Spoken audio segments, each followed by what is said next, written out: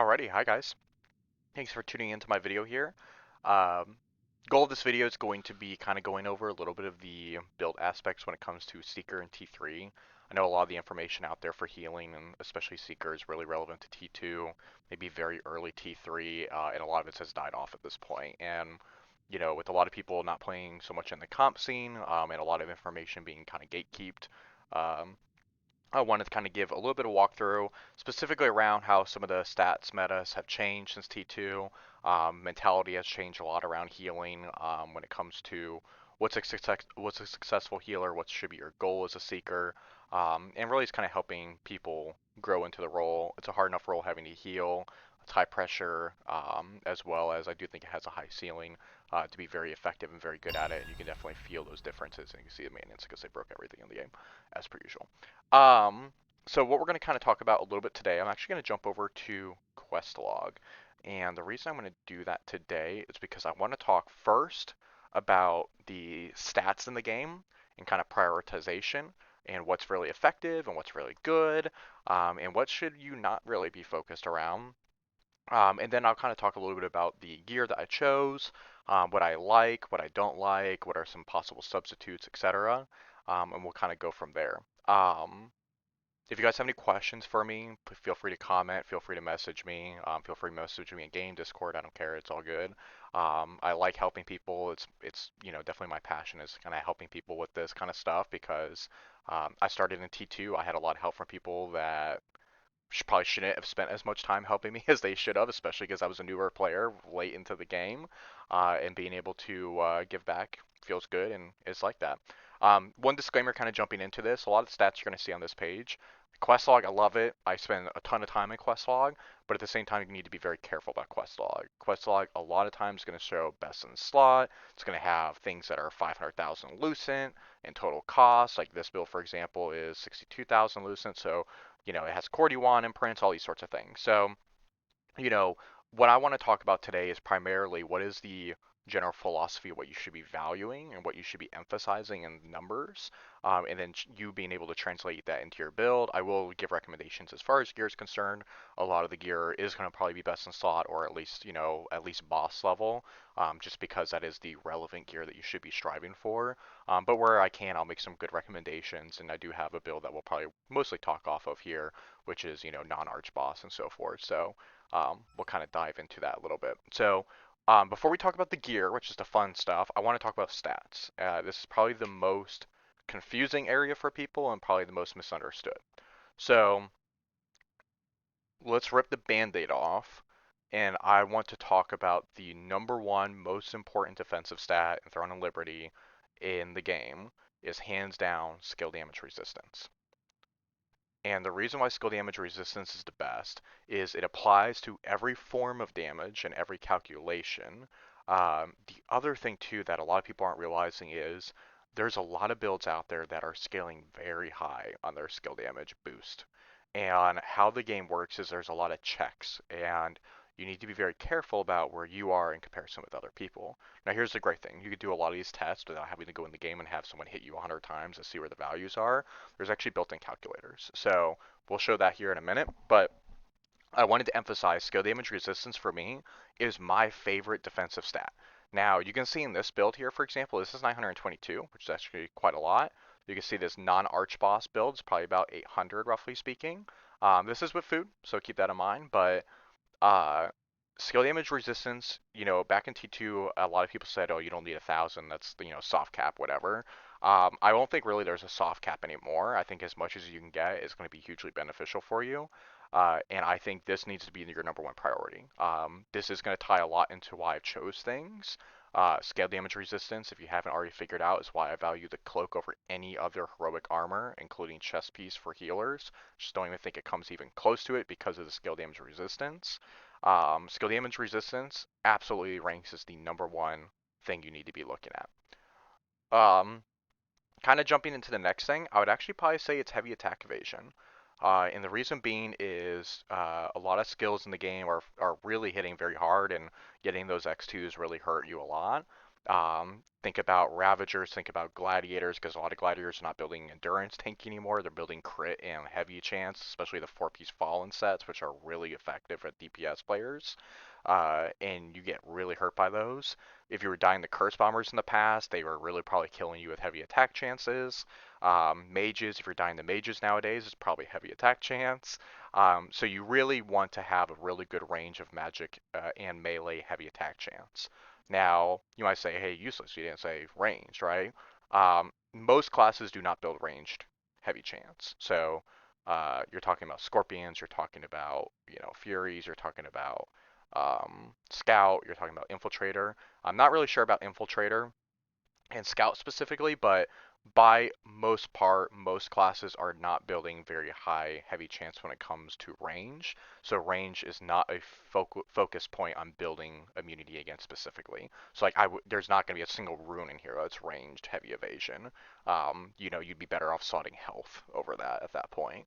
But a lot of this gear is going to give, triple heavy attack evasion, so 124 to each of the 3 different categories. So even though my magic might be 1800 here, we scroll down, you'll see that my range is still 1200, which is actually quite effective. So just kind of keep that in mind. But heavy attack evasion in general, I'd probably just rate as the number 2 when it comes to a defensive stat. Um, Probably tied with number 2. I probably should even said this as number 2. I would say is critical damage resistance. And I know what all you guys are thinking right now is, wow, he hasn't talked about endurance. We'll talk about endurance here in a minute. Critical damage resistance is easily one of the best defensive stats to build. The reason being is understanding where your DPS is coming from. So DPS players right now, they might be building about 80% on the very high end when it comes to critical damage boost. So being able to negate half of that is going to substantially lower their damage. Now here's the other thing, and this is where I've had a lot of conversations, especially in the past 24 hours, about endurance and do you need 4,000 endurance or where are we pushing endurances to and in T3 and all these different conversations coming off of Auric. If you have really high critical damage resistance, their crits aren't really going to hit you that hard anymore. So who cares if they crit, right? Um, the big factor is critical damage resistance offsets the amount of endurance you need to build. And I'll show you a calculator here in a little bit that kind of goes into that. But critical damage resistance, you want as much as possible. In T2, I would venture to say if you were a Seeker, you're probably running 4 Wisdom and debuff duration synergy runes, or at least I was personally, because I wanted the debuff duration, I needed Wisdom because I was running Auric. And in T3, you should absolutely be doubling up on strength and crit damage resistance. Same conversation when it comes to your belt, and same conversation when it comes to your necklace. You want these synergies because those are going to add a lot of critical damage resistance, which is really going to offset those 4-piece Blood Hunter users and other people like that. Now, the reason why you don't see me pumping a heavy attack damage resistance is because we have heavy attack evasion. If we're evading the heavy attack to begin with, we don't need the resistance. It's much easier to completely negate a 1200 heavy attack chance mage with 1200 magic heavy attack evasion versus their 40% heavy attack boost. So keep that in mind as we kind of go in. Endurances, I probably would say, would be the next in line when it comes to defensive stat. I think the most important thing I want to kind of talk about, and actually might bring up visual aid over here while we kind of talk about this. So here's what I kind of, can I split these two? Here's what I want to kind of talk about when it comes to endurances, is DPS players, melee, high end is going to be 3800 crit, magic, probably like 3500, 3800 crit. Just for the sake of my OCD, we're going to put a dash. And then range, Scorpion, because I don't really care about anything else. You'll probably be about 3500 crit as well. Now, keep in mind that there's endurance shred solutions out there that are going to reduce your endurance. You also have, oh, I'm a Seeker, I'm going to be in a party, I'm going to have an extra 300 endurance, all those sorts of things. The purpose of your endurance is not to completely pass the endurance check. It's to lower the amount of times they are critting you because their crits are already going to do 40% less damage because of your critical damage resistance. So you only need to offset the difference in the critical damage loss towards the endurance. I know that sounds really weird, and I'm going to kind of show a good calculation to kind of explain that. So when we pull up this, if you haven't seen this, this is a calculator that shows, hey, this is how much endurance I have against how much crit a DPS player has, and this is going to tell you what the chance of them critting is going to be. There's also an evasion calculator if you ever want to use that as well. So let's say, for example, you have 2,000 endurance like I have in this build, and let's say you go up against somebody with 3,500 crit, which is on the pretty high end. They're going to crit you about 60% of the time. So you're only reducing their amount of times they're going to crit by 40%. But keep in mind that we're running 40% critical damage resistance. So, yes, they're still critting 60% of the time, but they're going to be critting for a lot less the times they are critting, and then they're also taking half a loss approximately on how often they are critting. So it's kind of a two-prong approach into how you're kind of tackling the critical issue. Because here's the problem is you can build 4,000 melee endurance, but you're not going to have any healing output. You're going to be a very selfish healer. You're going to be a very susceptible to your party dying at that point, because you're just not going to have the fourth piece of theory. You're not going to have those options to you. So you can't build the level of endurance that you need to, and more importantly than anything, you don't have to because there's critical damage resistance that's offsetting it. Now the problem lies in with this new T3 gear is, you have DPS players pushing to 80%, and maybe when they're like fully buffed in the middle of a fight with Phoenix Barrage going on and so forth, they might be at like 90, 93% or so crit damage boost. Um, and that's totally fine because you're negating a significant amount of their damage buff, but you're also reducing a significant amount of times they're critting you just because of your endurance check. Endurance is not like resistance, and I think that's an important differentiator.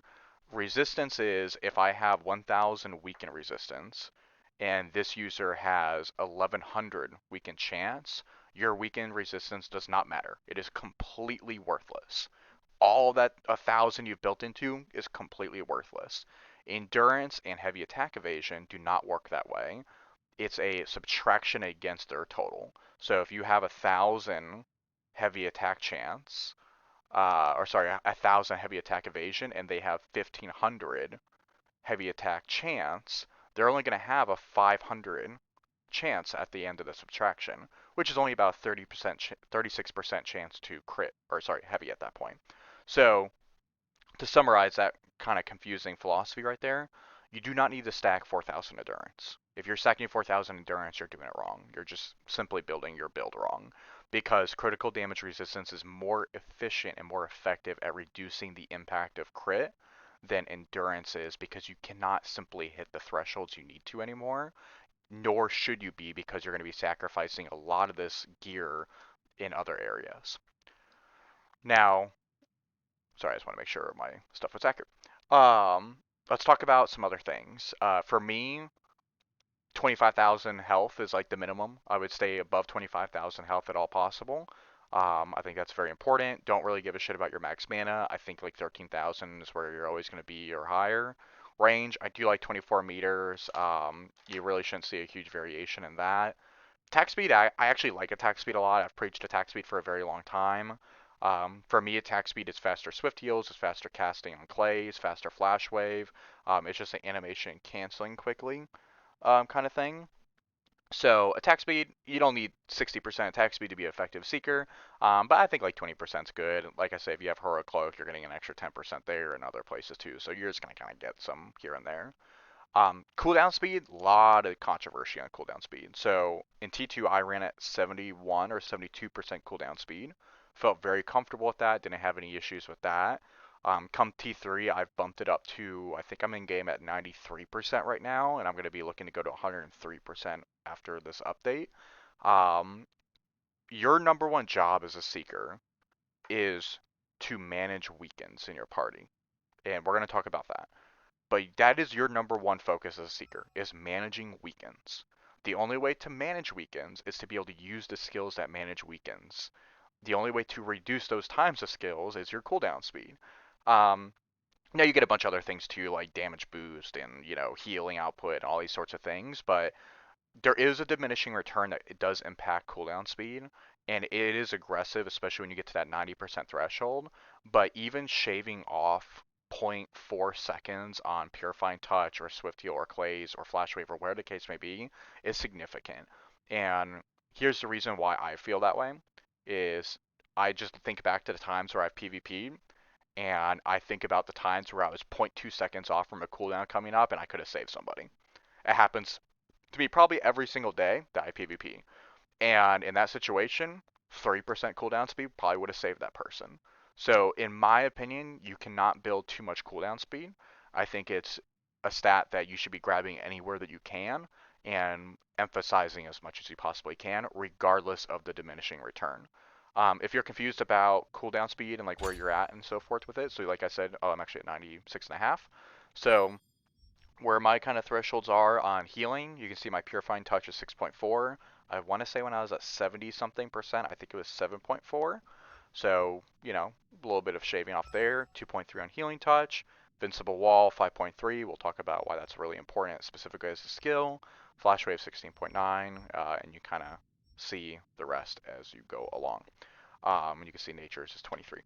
So, for me, cooldown speed very important. Buff duration.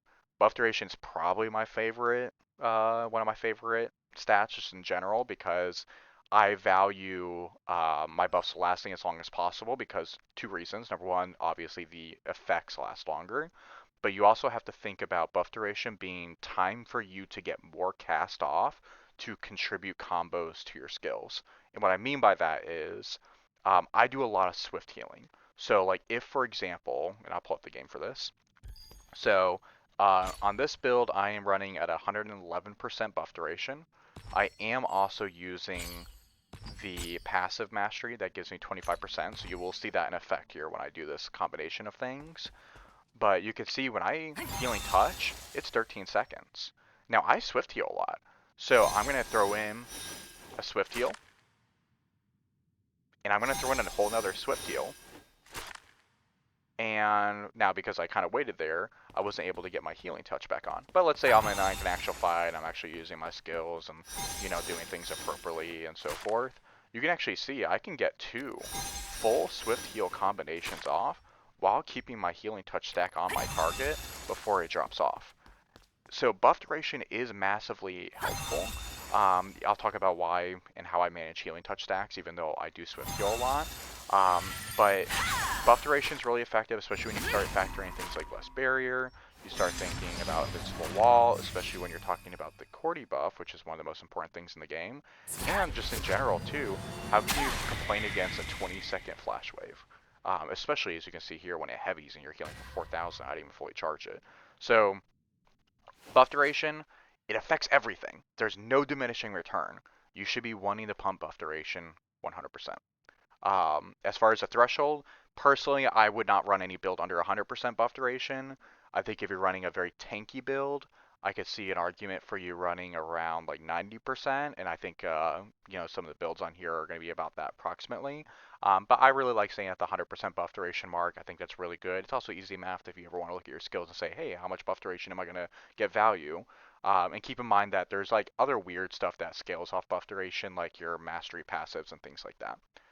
I won't spend a ton of time talking about healing percent just because you're kind of going to be where you're going to be at with this, especially with the 4-piece or ethereal set.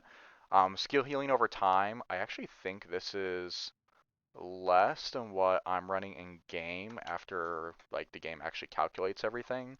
You can kind of see based on like where I'm at 141% personally, and you can kind of see my healing touch stacks are very similar to what they were in T2, being about that 2200. I think we were all about 2500 roughly speaking. You can see mine are having quite frequently because my heavy chance is really high.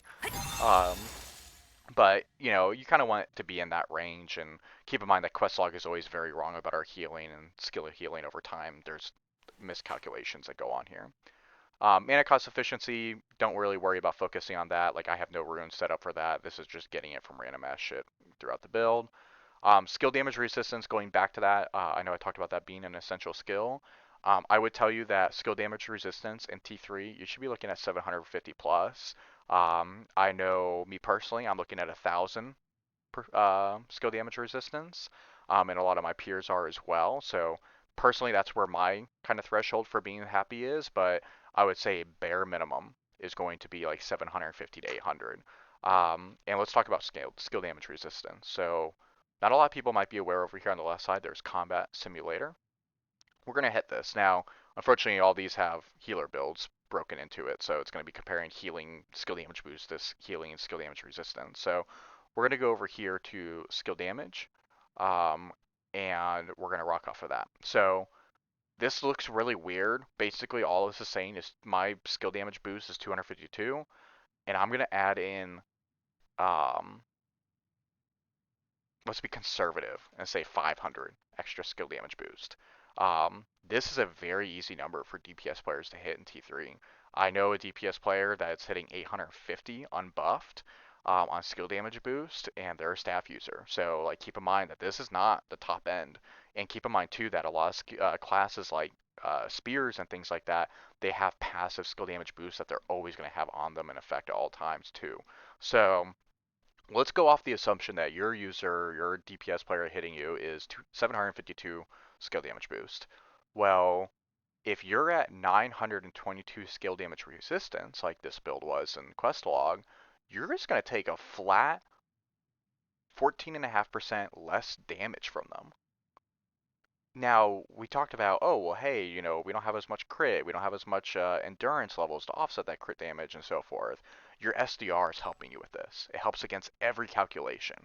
Now, let's say you're hit with a couple stuns because you have a couple Ravagers on you because they're all, very silly and they all stun you all the time, which is the funniest thing in the world. Your skill damage resistance goes up actually another 210 based on your Greedseeker proc, which we'll talk about that. That means you're retaking almost 30% less damage against somebody with a very high threshold of skill damage boost. Like, they will be hitting you for little to nothing regardless of any endurance calculation, just because of your skill damage boost. Now you start adding in, hey, they're never heavying you because you beat the heavy attack evasion check. Hey, their crits are doing 40% less because you have crit damage resistance. Hey, they're also doing not as many crits because you still have a little bit of endurance. And you got a lot of health. You also have all these healing over times on you that are just going to be passively ticking on you because, hey, guess what? You're the Seeker. You get the most. So skill damage resistance is hands down one of the best. And now here's where the problem lies. Let's say you guys are actually at that 600 mark and you're not quite scaling into T3. Well, this 752 skill damage user is going to actually be hitting you for an extra 12% almost. And let's say you're going to get somebody that's really juiced, and let's just say they add an extra 100 skill damage boost. So we're at the base of what that player I was talking about is. 19% extra damage on you. That's going to add up a lot, especially when you're missing a lot of these other checks, whether it be heavy attack evasion or whether it be crit damage resistance, whatever the case may be. You need to make sure that you're beating their skill damage resistance check at all times. Like, that is so important. So like I said, for me personally, that 922 mark, that 1k mark of skill damage resistance, that's where you want to be. Because this player, when they're buffed, they're going to be around that threshold, and when you are, and keep in mind, there's enchanting time and things like that are going to be impacting them as well, getting those extra boosts. You want to be in that 1K unbuffed range, roughly speaking. I think that's the sweet spot. That's where I'm going to recommend. Skill damage resistance, like I said from the get-go of this video, hands down, my favorite defensive stat. Hands down. So, let's talk about endurances. You guys know what those are. Debuff duration. I think in game I run at about 22%. The quest log here is 32%. It really is where run where you feel comfortable. I will say 6% matters a lot. You can definitely feel the difference if you PvP enough about it. I would say more debuff duration is always a good thing. There is a diminishing return when it comes to debuff duration, but you really don't have to worry about hitting that unless you're just like going really crazy on debuff duration. We'll talk about resistances because I have very controversial opinions about resistances, so we'll talk about those. Heavy attack chance, I think we already talked about that. And if we haven't, Really, the purpose of heavy attack chance is a lot of your heals can heavy, and heavying heals matters a lot. You saw it earlier when I was doing my flash waves and my healing touch. Your healing over time can heavy, but they can't really crit. Your shields do not heavy anymore, but they can crit. And your normal heals with wand, like Swift Heal, Clay's, the Alon bow passive does heavy with the Nature's Blessing. I don't know if I'll get lucky. I did not. Um, so you absolutely can heavy a lot of those skills, and it is absolutely worth building some heavy attack chance as a seeker. Crit, not at all. You'll see that I don't have anything lined for crit, but I do have heavy. In game, personally, I do run at 800 heavy for both ranged and magic. Personal decision, I tend to run higher than probably most anyone else I know, to be honest with you. But I heavily favor my output of healing compared to my defensive values. So that's just a personal thing. Apart from that, I don't think there's anything else to really talk about when it comes to the stats. I'm not going to worry about talking about DR. Your defenses are going to be where they're at just based on all these other factors. Evasion is just really tough to hit the evasion numbers you need to, and you sacrifice all your healing output, so it's kind of ass. But I just have a hard time building something that I know one random player that's a super hit Ravager will come and just blow me up. I just don't like that philosophy of thinking. Um, let's talk about resistances real quick, and then we'll talk about the gear. So, um, in T2, I ran no weaken resistance. I was probably one of the only healers not doing that. And my reasoning was, well, I'm the seeker. My number one job is to manage weakens in the party, and I built pretty high cooldown speed to be able to manage those weakens. So I don't need to worry about resisting the weakens. I need to be worried about managing them because everybody in the party, the 5 other people in your party, are also receiving weakens. Most of them, if not all of them, are not going to have weaken resistance. So you building weaken resistance is a selfish stat, and it's not assisting your party in any way. That's how I viewed it in T2. Well, lo and behold, in T3, everybody's dropping their weaken resistance. So I'm not saying I told you so, but I felt like I was a little bit ahead of that curve and that adjustment that a lot of people had to make. So what I would favor if I was you and I was building a very generic kind of seeker build that you can kind of slot into a lot of different environments, I would run number one, silence resistance. That is what I personally run in game. Silence resistance allows you to be able to use your heals when people are hitting you. Simple as that. Because you're going to be getting silence from dagger players using Shadow Strike. Ravagers, when they do their stupid charge thing, they always like bind you and you do other things to you. Silence is very frequently happening. I do not think it blocks the greatsword check, just so you know, on that Lucian greatsword thing. But it still has very, very high value because of what it does for you. Um, you don't need to build high silence resistance too. That's the great part about silence resistance is, when you talk about weaken, you need to be at like 2,000, 2,200 weaken chance, or sorry, weaken resistance. Well, most DPS players, they're running like 700 silence chance. So if you're at 1100 silence resistance, you're never going to get silenced. It's going to be very smooth sailing. Only like very random weird scorpions or something will be able to silence you, but you'll never get silenced from a Ravager again. It just won't happen to you, which is fantastic. Um, Theoretically, I would maybe put collision resistance as the next kind of resistance to build, but it has a very similar problem with weaken resistance. You need extremely high amounts that you really cannot achieve in order to succeed in the check. So I actually would favor stun resistance going into T3, and here's the reason why. You're gonna get pulled. Even if you built 2000 collision resistance, you're gonna get pulled.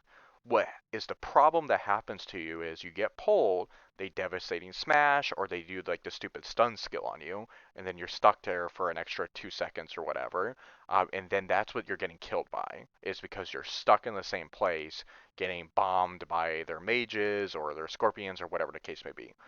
Being able to resist the stun to walk back to your position after the pull is what is going to enable you to survive. So for me, stun resistance, it's very similar to silence. You don't need a ton of it, Greatswords do get a lot passively because they're greatsword users and they have greatsword brain. So they will have a lot of stun chance. But if you're running about 14, 1500 stun resistance, you'll feel really good. You will absolutely feel a difference.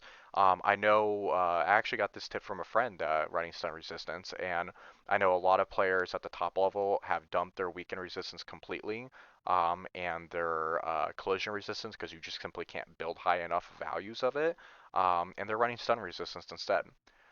If you are going to build weaken resistance, and the same answer kind of goes with collision resistance, if you are building these two, don't even bother unless you're hitting like 1.8 to 2k. If you're at 1500 weaken resistance, give it up. It's not doing anything for you. Like the random staff user will not be able to hit you, but staff users in T3 are building weaken chance. Don't bother sitting there keeping on your dead weaken resistance at 1500. Dump that shit into silence resistance or dump it into stun resistance and actually become immune to something. If you're thinking, well, useless, I'm getting killed by scorpions, and scorpions are my number one enemy. Well, cool. Scorpions are running like 2200 weaken chance. You will never beat the check. And even if you beat them by 2400, they still get like a 50% chance to weaken you. So it doesn't matter. I promise you. Um, if you want to learn how to deal with weakens, learn how to manage your weakens for your party and yourself, and learn what skills are doing that for you, and then being effective with that. That's how you handle weakens. As simple as that.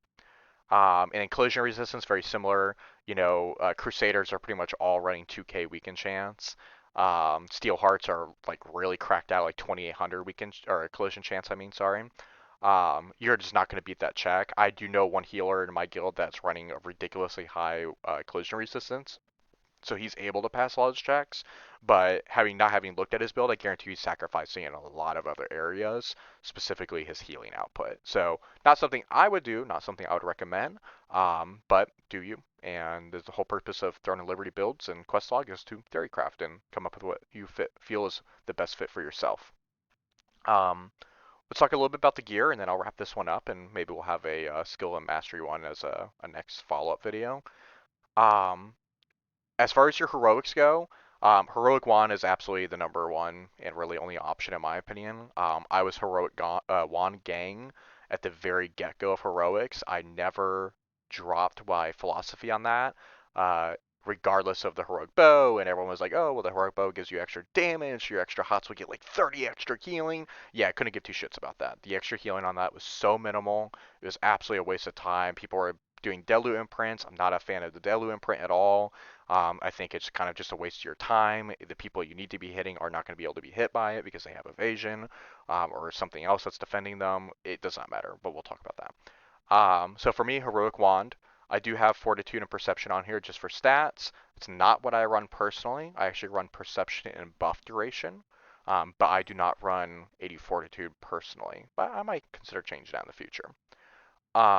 Heavy attack chance, attack speed, mana efficiency. There's really no other option.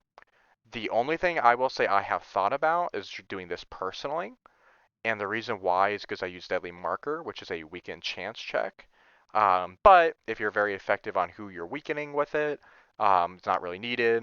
I'm just going to keep my mana cost efficiency because I don't want to retrade it, to be honest with you. I did perception here. Funnily enough, I actually did like a small tweak to this build before I started recording this video. The fact that I'm over on strength, theoretically, I guess it would make more sense for me to go to strength, and then just pump the extra stats into perception or something else. Um, I don't know what I just did there, to be honest with you, so I'm just going to leave that, and you guys can let me know if I fucked that up or not. So I'm just going to leave that, but anyway. Um, but yeah, you can kind of fill in here. There's a lot of fortitude pieces in T3, to be honest with you, so you can not use fortitude on your heroic line. I know typically it's the most expensive, whereas strength actually, funnily enough, might be the cheapest. If you're not going to have a best in slot build like this, and you're not expecting to have this for 6 months, you're probably going to need the slot in fortitude over a strength or perception. Personally, I use perception. I also will tell you straight up, I personally just use the base level of perception. I do not have my heroic line traded fully, because I'll be honest with you, on Seeker especially, you really just don't need a ton of stat points. Like having quadruple 80s doesn't matter. Couldn't care less. which is why Heroic Earring is never used in any of my builds, but we'll get to that. But that's kind of what I recommend. Um, Runes, you could do a lot of it with runes, just because this is like best in slot theory crafting build. I slotted everything with skill healing, magic heavy attack evasion, because you need to make sure you're evading those heavy attacks, especially from the mages, because that's really where their value is coming from. And then I have SDR on here. If you want to be a little bit more efficient on your healing, swap it over to skill healing over time. And then, of course, like we mentioned earlier, you absolutely want your crit damage resistance synergy runes. Um, Heroic imprints, just touching on that real quick. Cordy's the best. I was one of the first people to imprint a Cordy. Everyone thought I was fucking crazy for doing it because they're like, well, Cordy wand's the best. It's the best in slot. Use the Heroic wand. Now everyone's doing it, but you absolutely want to do the Cordy wand imprint onto your Heroic. It just makes the only sense. The only exception to this I would say that I would think about is if you do flex on Oracle for your party somewhat frequently. I do think it makes a lot of sense to possibly go Heroic Orb and just use the Cordy upgraded one when you're able to get that. It has great stats, it has shield health, which is probably the biggest selling point to me on doing that. And let's be real, if I were to change this onto this build, we would be in perfect place. Like, there would not be an issue, to be honest with you. So, you absolutely can choose to stick with your Cordy one if you want to, but versus Heroic Bow's ass. I'm sorry if you've already built one, do not use it. Instead, you want to use the Grand Alon's Longbow of Blight. This thing's fantastic for numerous reasons. It gives skill healing over time, which is great. We need that to get back to our T2 levels. And it gives cooldown speed, which is fantastic. Wisdom, cool. We kind of over-index on wisdom anyway, but whatever. It gives dexterity, which is very sad, very similar to the heroic longbow. Unfortunately, that just is a byproduct of life, and there's nothing you can do about it. The best thing about Cordy, or sorry, not Cordy one, the Alon bow, in my opinion, is the traits. The traits are just fantastic. Heavy attack chance, absolutely. Maybe if you didn't want to build that too much, you go heavy or health, but I would definitely do the heavy. But it gives cooldown speed and buff duration. So this bow is giving me 12% cooldown speed between the two, 6% buff duration, and 16% skill healing over time. There is nothing that will compete to that. Absolutely nothing for a long time, probably. Cooldown speed, of course, in the resonance effect. There's no other option there. Very similar rune synergy. I think it's exactly the same, actually. And then just touching on this real quick, obviously Nature's Blessing, it becomes a pretty significant heal. It does heavy, so keep that in mind, and especially when it heavies during rain, it's absolutely goes cracked as well. So keep in mind that Alon Bow, absolutely. Let's say you are not in a guild that has Alon Bows frequently dropping, and you're not going to buy one. I probably would still use my Arc of Lunar Radiance, to be honest with you, just for the stats. It just gives us ton, which is probably the biggest value. Don't know if I would bother with anything else in T3. I think I would stick with that. Don't think that would change. So, if you happen to have a heroic bow, I'm sorry. I'm really sorry. I made a video about it. It's funny. Um, let's talk about armor real quick.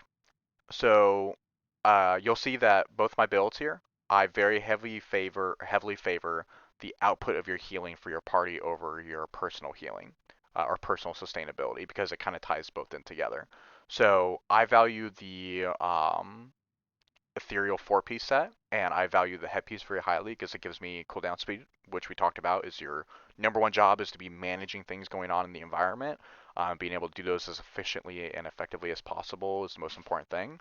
And it gives 11 stat points. Again, you get mana cost efficiency. It kind of blows at this point because we're at 65, but whatever. Chest piece, it gives you wisdom strength, mana regen, heavy attack evasion, fantastic. Oh, let me go back here. Uh, you want health, melee endurance, and cooldown speed. Um, if you're getting bombed by a lot of magic, you can go magic endurance. I definitely went into evasion. I did range endurance on here, just so I'm kind of staying around that 2k level, which is where I play at normally to feel comfortable. Um, so it's kind of how I have set up there. When it comes to like the pieces that have buff duration, you want to take buff duration. Buff duration is too damn good. So you definitely want to take buff duration in situations like this. If you didn't care about the magic endurance, you could flex in debuff duration. If you're like, oh my god, I'm at 22k health now, I'm going to be at 26k if I do this, and I have debuff duration slotted, yeah, just stay with debuff duration. Like 28k is a lot of health. I think that's on the very top end for healers nowadays that have good builds. And I would say that it's fine if you want to slot in a little bit extra debuff duration. Uh, Unfortunately, the pants are not fantastic because they give DR, which is not the best stat in the world, and wisdom, unfortunately, too. It gives health, which is cool. Um, I know that there are some healers I know that are very respected, that some of them use Steel Juggernaut pants because it gives perception and fortitude, which are harder stats in T3 to obtain. So I know that's pretty common. So you can kind of flex that in depending on what you need at the time. I just can't break myself to use these gloves because they give dexterity and evasion and attack speeds okay, but kind of meh. And they just are so bad. I just can't do it. So what I have actually been doing since T3 before this newest update came out, the new gear, is I actually ran the Hellfire grips from T2 because it gave me cooldown speed, attack speed, and a heavy chance and perception. So that's what I was running. I would have maybe only ran this as the alternative just for the range increase, but in T3 I am going with the Umbral ones. The reason being is they give heavy attack evasion, which we already talked about the values of, perception strength, and range, which is fantastic. And you kind of get back to that T2 range with the lunar bow, so it's nice there. Boots, kind of similar to like the gloves conversation. It gives you endurance, cool. It gives you fortitude, fantastic. Dexterity sucks. Movement speed, depending on your role in your party and your guild. Like if you're main ball, you might not really care about movement speed. If you do like a lot of small scale PvP, like think Dominions, guild events, Nebula, you probably do want some movement speed. So I do slot in movement speed. I play in a kill squad personally, so for me, movement speed is very important to keep up with my stupid scorpions. So I gotta keep up with them. Looking at this, actually, I might actually switch this to be like this because I think that makes the most sense. So picking up endurances, max mana does increase your healing, but like you're fine, your healing's good. Um, and regen, please don't slot regen. Stamina, I could see an argument for stamina. So if you want to sub like one of the endurances for stamina, I'm totally okay with that. I just personally have never tested like a max stamina build to see if I could like value it in any way. But I would understand that because I Q block all the time. It's my favorite thing to do. So I think there's value there for sure. Um, so yeah, I mean that covers the armor piece. The reason why you go 4-piece ethereal is because of the 30% healing and the 30% skill healing over time, which is fantastic. And I actually value the shield block penetration chance very highly. I play a kill squad, so I always stay right on top of my scorpion approximately, so that way they can receive the buff. If you're main ball, that means your tanks will be able to pull other tanks more effectively. Um, shield block is only going to get higher in this recent update because of the armor sets that tanks get, so this does help with that. Now, I know a lot of people in the beginning of the video, and I don't think I mentioned it, is like, oh my god, 4-piece ethereal, this is a glass healer. It's not glass because you're offsetting very efficiently your defensive stats, and you can choose to run a 4-piece steel or a 2-piece auric, 2-piece steel, like whatever the case may be, like running like plate armor essentially, and not getting the healing efficiency bonuses. The problem is, number one, you play a very selfish healer, and it's cool that you're alive, but your rest of your party's dead, and you're just like awkwardly walking out of the enemy ball if you're able to get out still. Like, there's a purpose to that. That's not what you need to be doing. Like, that's not helping anything. What needs to be done is you helping your party survive. Getting this extra healing is very substantial. Not to mention just the stats that you're getting on these pieces of gear are very efficient and effective. So this is really the only thing I would recommend running. I think in most top tier guilds at this point, they are only running 4-piece Ethereal or 4-piece Twilight. All the healers that have been doing it since the beginning of T3, we're looking at everybody else like, what the hell are you talking about? You're running Steel Juggernaut still. Like, get off of that, bro. Like, you need to get your skill healing over time way higher. So personally, I would definitely recommend sticking with that 4-piece Ethereal. I don't think there's any other choice. For the accessories, I'm actually going to switch to the non-Exodus ones just because I think it makes way more sense for most people. Now, you will see, by the way, that like comparing these two builds, there's a little bit of differences here and there, but it's not like astronomically crazy difference. I just don't think that most people in the game have a Lunar Conjunction Necklace. So I don't think you can really do it very effectively. And then I also don't think a lot of people have the Belt of Clutching Fear, which is amazing. And without these two, this build kind of is ass, to be honest with you. So let's talk about this. So The first thing is the Blinding Sun Torque, which is obviously one of the new items from T3. Fortitude is really the biggest selling point. I do like range. Healing's nice. Wisdom's cool. We're already over indexed in Wisdom, but whatevs. Um, but I do like this. I think this is a good piece. I know other people like this one a lot, but I believe this is Exodus only. So good luck getting that. You could certainly look at substituting the Lunar Conjunction necklace for this, and I know I talked with a healer yesterday or the day before, and they are arguing that this is actually better in Lunar Conjunction, but that might be the cooldown speed, you know, philosophies working differently there. Um, Very similar here. You're going to take your critical damage resistance rune effect. Please do not use dexterity. Dexterity is awful for us. Don't care about that dexterity at all. Um, you can choose to take more skill healing if you need, or you can run resistances to hit the thresholds that you need. Here, you can choose to run endurance or health, just depending on how your build is laid out. I have endurance here, so I can kind of maintain around that 2K reference point.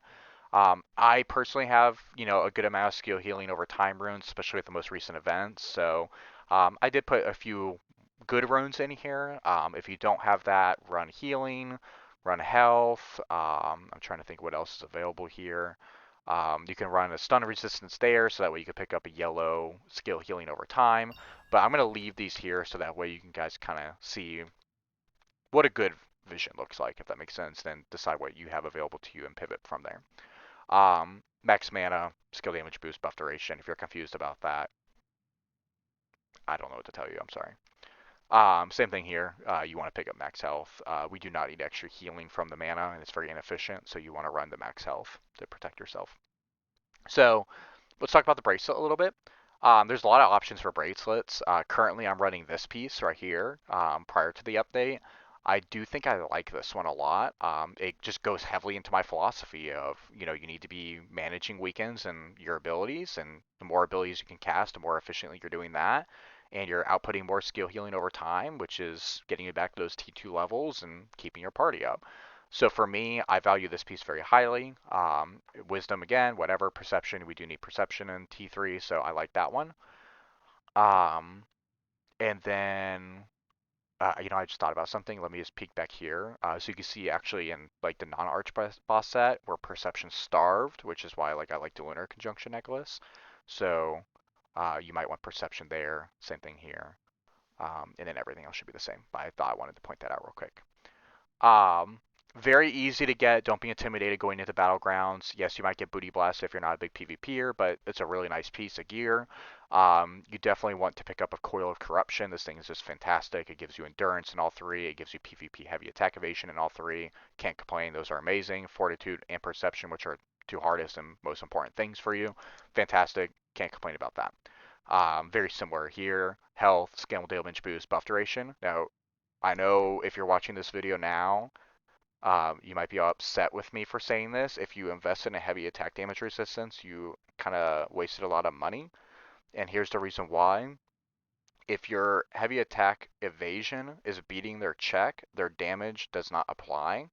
So we're valuing heavy attack evasion in this build. So if they have less than 1500 attack evasion, they will never heavy you, so this stat is dead. So I'll take the health because it applies to everything. Um, so that way I'm helping offset my critical damage resistance and my lack of SDR and other things like that. So um, personally, I think the heavy damage resistance is an absolute scam. If you don't believe me, you think I'm scamming you and I'm just trying to foster the market. You can see here that I run my runes like that, so you can kind of see right there. All right, next one. This is a new piece of gear, so very similar. It's like almost the exact same conversation as the coil. There is the coil of righteous demand. Same exact concept. It gives you endurance, cool. It gives you heavy attack evasion, very cool. Strength and fortitude, cool. And then same conversation here. You don't get the bait trap of the heavy attack damage resistance, so don't worry about that one on this one. And then same conversation here. You're gonna take health. Oh, I did want to mention here. I am running stun and silence resistance for the reasons I mentioned earlier. And then, just filling in where you're hitting those thresholds. So again, the threshold is about 1100 on silence resistance. 1200 is great. Stun resistance, you're going to blow in about 14 to 1500 easy. So just adjust that where possible. The synergy on bracelet is not like hugely important. I do play with synergy personally because I only run 1 week or like one resistance type. So like I personally run the health and attack speed on my real build. But you can absolutely kill your synergy on the bracelet and not have to worry about that. Let's talk about earrings for a few minutes actually. So you get side endurance, cool. Nobody cares about that. 7% cooldown speed, we love it. Love to see that. Heavy attack evasion, yes, we love that. Wisdom, okay, that's fine. You're gonna want the fortitude synergy. I take health because I don't need hit chance. And then it's very similar here. I just slotted health as my defensive runes, heavy attack evasion, and resistance. Um, Jumping back here, you can see like resistances, endurance. I think that's the same for the other ring that was stun resistance. Trait, you really don't need anything from Earring, to be honest with you. So we'll just take the extra mana regen, and just trait whatever the third one is cheapest at the time on the auction house. And then you'll slot in health for your synergy. Now, I know very similar to what we talked about with like the heroic chest and the heroic longbow. I know a ton of healers at the very beginning of T3 when heroics came out. They were like, "Oh my God, we need to have heroic earring." Well, cool. Heroic earring is really bad. It gives you a lot of stats, but we don't need a lot of stats. If you wanted to go down to 60 health, nothing changes on here except your health. Sorry, 60 strength. Nothing on here changes about your health. So it's very minimal the difference impact that that's going to create for you. You can actually see I'm sitting here with this build. I didn't even notice that. I'm sitting here with extra stat points. So let's just bump, an extra 5 points into perception. You do not need the extra stats from earrings. The other thing too is it gives endurance, which is already a stat that we talked about not being super efficient. It just isn't worth it. So I absolutely despise the earrings. The other thing too is it gives you no flexibility to fix what you want in the build. Hey, I want more cooldown speed. Well, too bad. I can't get it. I can get strength 8. Like there's only certain options that you have to it. You cannot customize. So for me, I absolutely would not use the heroic earrings. If you don't have these, I would probably use the earrings of refracted light, which is what I'm using currently on my build, until I get these ones. If you don't have those, you probably just want to pick up something that has like strength and perception, I'm guessing, just so you can hit like thresholds, essentially. Um, Kind of an interesting one here. You can kind of see, and I don't like that I have to do this, but I had to do this for me to be happy and not like scare people away from this, is I do think the heroic bracelet's probably the best in slot for um, healers, just to be honest with you, because it gives heavy attack evasion and quite a bit of it. You can see here though, I struggled hitting fortitude levels that I needed to. So I actually went with the heroic belt. And I'm looking at this, and I think you probably could hit it with the heroic bracelet too, so it shouldn't be a too huge of an issue. But I personally use heroic belt. I do like it. It's not bad. It is very limiting. Like I think heroic bracelet is more flexible for different builds, but me personally, I do have this. Again, like I'm not saying, hey, you need to change from heroic bracelet to fit this build, whatever. You can make anything work with anything. You just have to kind of think about it in that criteria. So that's just what I have on here to demonstrate the purpose of the stats that I liked. Um, I took perception and strength, so double stats. Like I said, if you don't care about the strength and you want to build a little tankier, slot in some extra endurance. If you want to add a little bit extra heavy attack chance, that's what I do personally, so you can get up to those higher heavy attack chances like me. Or, shit, I didn't even see that. You can do heavy attack evasion. You know what? I would much rather take this build right here over what I had a second ago, to be honest with you, just based on that. And if we had one extra stat point, we could even kill perception, but sadly, we don't even have that. So this piece right here, a little bit of a difference. You can kind of see that I think if I remember correctly when I made this, we're actually at pretty good resistance levels. So what I have here going, I don't have a resistance, I just have health. But if you want to make sure you're hitting those silence checks, or you just want to spend less money on your heroic, because this is probably really cheap, you can definitely slot in your resistances, and then same thing as before. Uh, your SDR and debuff is the only other option. And then same thing as before is the cloak, you're going to go critical damage resistance. Do not go endurance, trap. I absolutely could understand going heavy attack evasion. Don't have a problem with that. But you will need more endurance to offset the lack of 6% critical damage. resistance. Think about 6% critical damage resistance as like equivalent to like essentially like almost like 500-600 endurance. Like that's where you kind of need to think about that. So if you drop this, then you need to be sitting here looking at this with like 2600 endurance to feel comfortable. Otherwise, you will feel that difference. So keep that in mind. Cooldown speed, yes, is always the answer to cooldown speed. You want cooldown speed, yes. Same thing here, runes. You have SDR, you have health, and you have heavy evasion. So you definitely want that. Kind of like before when I talk about movement speed, you can do that, or you can do critical damage resistance. So just kind of choose those. You can do health if you want, but I value that critical damage resistance heavily. This would be the only other one that's of interest to me. But like I said before, DR is kind of meh. So kind of choose that. So kind of tying this up a little bit, I think what you're kind of looking at is overall a build where yes, you're tanky, you're passing checks. That's what matters. If you're building 4K endurance and you have 20% critical damage resistance, why do you have critical damage resistance? They're never going to crit you.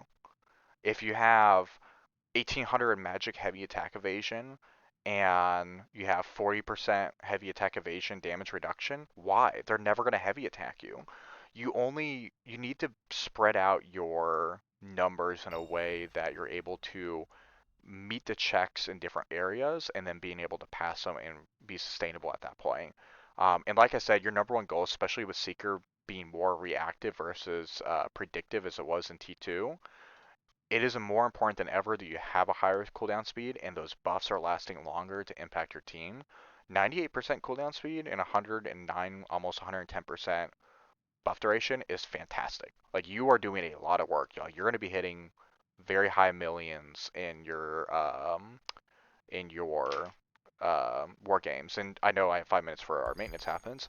I'll point this out for people is look at my battleground history, right? Like, people are talking about, oh, Seeker doesn't heal much and, Oracle, all that kind of thing.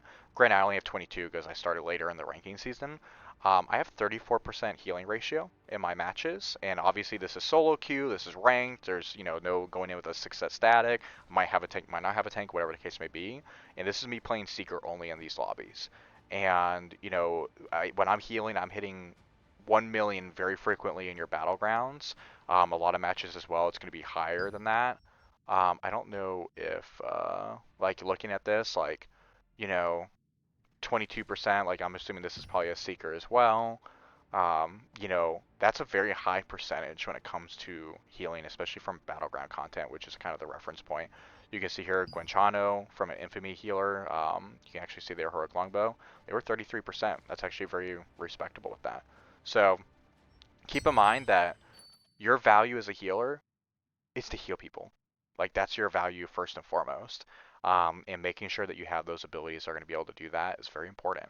And not to mention your own sustainability because Flash Wave is going to hit you, your Nature's Blessings are going to hit you, your clays are going to hit you. Like all your heals are hitting you. Your Fountain of Life, like use that selfishly. Like you want to be able to self-sustain through your own skills too. Um, and then food, I'll just kind of wrap that up and then I'll talk about the lasting attributes. I just took this for the CC resistances. You can grab buff duration if you need to for whatever reason, but you probably don't. I grabbed this one just because I had the higher SDR number as well as attack speed, which is okay. I flex between this and that depending on what I'm doing. I would say that running Daybreak Short Feast is actually a huge bait now looking back at it, which is really funny because it gives endurance, which is what we talked about already ass because you can get a rare shrimp sandwich, which is 8% critical damage resistance, and you can probably factor that as an equivalent to like 500 to 700 um, endurance, so way more effective, and you get 90 endurance on that too. So if you're kind of struggling hitting those crit thresholds because of the heroic traits, which I totally understand and don't judge you for, you probably might want to pick up the shrimp sandwich in the meantime. Wild grape pie, stam, there's really no other option, vegetable stir fry, and poultry and mushroom stir fry. Um, I think that just about covers everything. For me, really, when it comes to attributes, 60 strength. I like the extra health. I know a lot of healers play at 50 strength. If you're comfortable playing in that 25, 24k health range, go for it. But otherwise, I do like 60 strength personally for all my builds. 80 wisdom's the only requirement. Anything above that, there's actually a really interesting thing I'll show you real quick. Look at our cooldown speed. People are like, oh, wisdom affects cooldown speed. If it's an odd number, it does not. You have to go to the positive number in order to actually get the half percent. So never leave your wisdom if you can control it on like 83, for example. You would want to take out your perception 1 point and add it to 84, so that way you got your half a percent. Little min-max efficiency tip there. Um, but 80%, 80 wisdom's like the only requirement just so you get that extra cooldown speed value. I would not pump this up. You can see that I don't value, like it requires so much wisdom to get any cooldown speed value out of that. Perception, 80 perception's your threshold. I really don't think there's a huge problem going below 80 perception as long as your buff duration remains very high. I can completely understand that, and I don't think there's a problem with that. There's no like mastery that requires you to be at 80 perception that matters. It's only wisdom. So um, if you had to sacrifice something, it would probably be perception. But just make sure you're kind of hitting that 100% buff duration threshold. Because keep in mind that each point of perception is half a percent of buff duration. So it's actually quite good value. And then fortitude, I play at 60. I really want to play, and I will be after this update, playing at 70. I think 70 is a really good value point. If you can get 80, I think that's really great. I run no fortitude on my wand, so I have a very difficult time hitting that fortitude threshold. And because of that, I can only play one resistance type. I can't play two. I don't have stun and silence. I only have silence. So I do think hitting that 80 fortitude is great. That's obviously the best case scenario. 70, totally fine. I wouldn't blink an eye at you if you showed me a build with 70. 60, you're kind of living on the edge like me. And you might even want to start having a conversation about if you can factor that into other areas. So um, that's kind of where my requirements are. And, I think as if you kind of follow this direction of a seeker. I can't tell you that this is like the best build in the world or this is going to work for every single person. I will tell you that I think that this is a very effective build. I think it's in a very effective use of the skills, the attributes. I actually, it's funny kind of looking at this build versus the best in slot one. I kind of like the non-arch boss one more, to be honest with you. But I think this combination of things, and like I said, like the whole point of building builds and Questlog and so forth is not to be saying, hey, like you have to do this or this needs to be your exact heroic. Like, if I show you my heroic real quick before the servers go down, like mine has wisdom on it. I need to roll that. Like I'm at 88 wisdom. I hate that. Like I need to re-roll it because if I re-roll that to cooldown speed, I would get like what I think 28 points or 26 points of wisdom value from that versus the 7 points of wisdom I'm getting on here. So, Questlog is real and real life are very different things. You can see I have endurance as my heroic trait on here. I need to fix that still. Don't feel like you're not able to succeed because you don't have these things. You can see multiple of my pieces of gear don't match what the desired result is. Um, and yeah, I think those are your most important things. And then kind of decide your skills, your masteries, and your artifacts based on those things and just what's important to your class. And I think you'll be good. So I appreciate you tuning in. I hope you actually made it through the whole video. I hope this provided a lot of value for you and hopefully helped you. And, if you're a seeker out there and you feel like you're struggling in T3, you feel lost, don't worry about it. I think personally, and I said this day one of T3, I felt stronger on my seeker than I ever have before with a build similar to this. I feel way tankier than I did in Auric and Warlords. I feel way better. Um, and my output's better, to be honest with you. Healing touch and so forth's less, but I was never a huge healing touch person in T2 anyway. I was using a lot of Swift Heal Send too. So I think you'll feel very successful with this if you follow this guide, and I hope this was of value to you, and I hope you have a good day.